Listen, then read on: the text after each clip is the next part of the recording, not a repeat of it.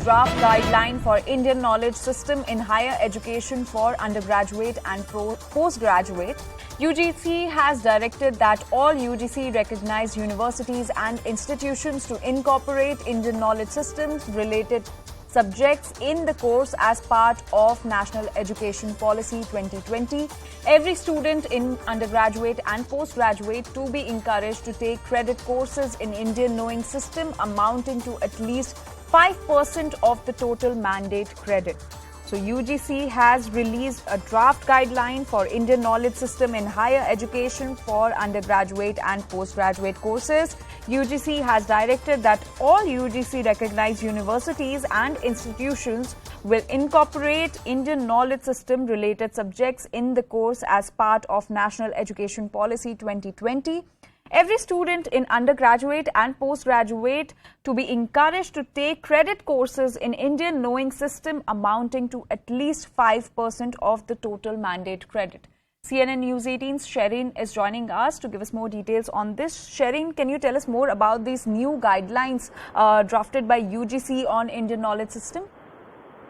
Well, at the moment it is a draft. This is based on what was in fact planned by the committee as far as the new education policy of 2020 is concerned. Now, I want to point out some of the interesting points.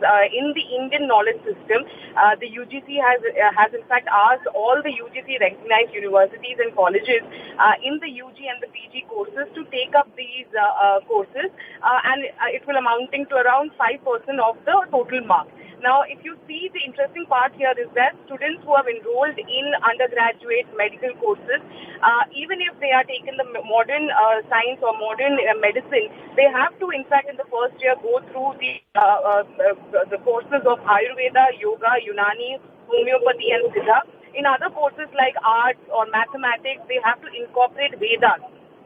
Now, there are about 6 Vedants, Shikha, Vyarankana, Jyotisha, Kalpa, which in fact will be included in the courses.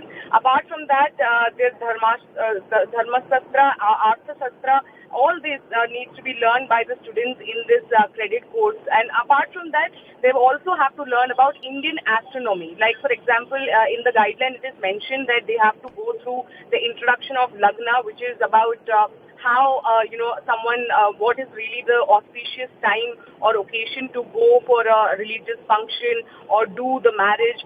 Such courses will be part of the undergraduate as well as the postgraduate courses. So clearly this is very interesting that as part of the Indian knowledge system, the students have to in fact learn the Vedas and Puranas. Apart from that, Indian astronomy. We have to see how the education experts or the activists are going to react to this, because they have in fact been saying that this is a regressive approach as far as the education system is concerned. It seems India is going back is what the allegation or the criticism that has been coming up by some of the experts in the education sector. All right, Sherin, please stay with us. Now, shifting our